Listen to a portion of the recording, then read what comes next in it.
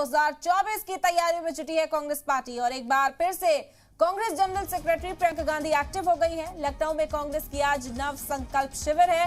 नव संकल्प शिविर में नई टीम पर चर्चा होगी। नव संकल्प शिविर में प्रियंका गांधी मौजूद रहेंगी।